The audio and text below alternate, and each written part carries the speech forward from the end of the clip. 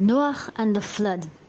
Finally, after 120 years of building the ship, probably the first ship ever built, making Noach the ever first sailor, first time man actually conquers the seas and the waters, not only the land, exactly according to God's directions, how to build the ship and how not to make it sink, etc.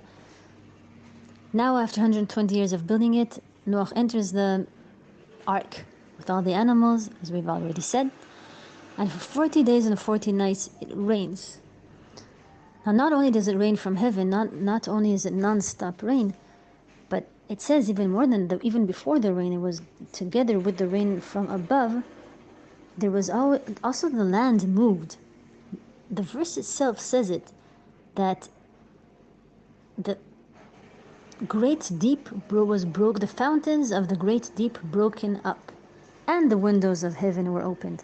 What does that mean, the fountains of the great deep? That means the earth from underneath, water spouted out. It was probably the different tectonian planks or plates, I don't know how you say exactly in English, so those were colluded, and there were huge tsunamis, and the whole earth changed. The whole face of the earth as changed as it was first. The way it was then was not the way that it was since then.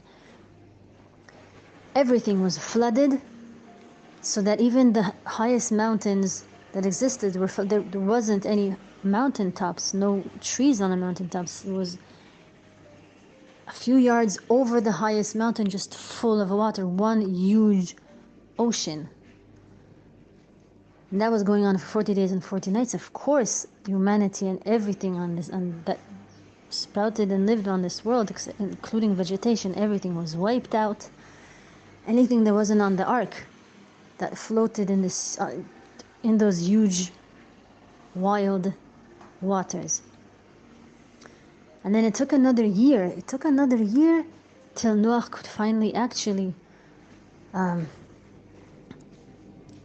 feel safe enough to check to see if it's okay to leave the ark after a full year of tending to all the animals and everything, day and night, and to see if he could actually step on dry land.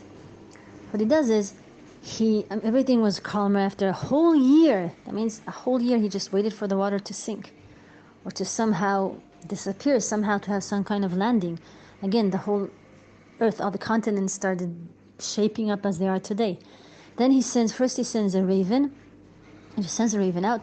The raven doesn't go anywhere, just flaps its wings and just flies around the ark and doesn't go anywhere. It just stays there.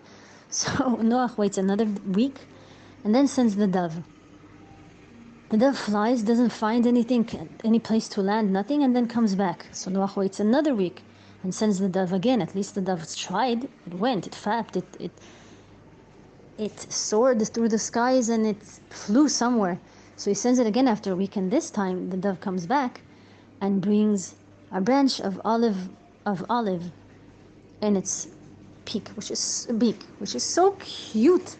Just think about it, that the dove could have just found a place to land. It could have just stayed there. I don't know, but it's as if the dove understood its mission, and it actually broke a little piece of that olive leaf, that little olive branch, and brought it back for Noach, realizing this is what Noach's looking for, this is what he wants. And that's why it became a symbol of peace. Finally, there is no more collusion, no more flood, peace between man and humankind, maybe peace between God and man and earth.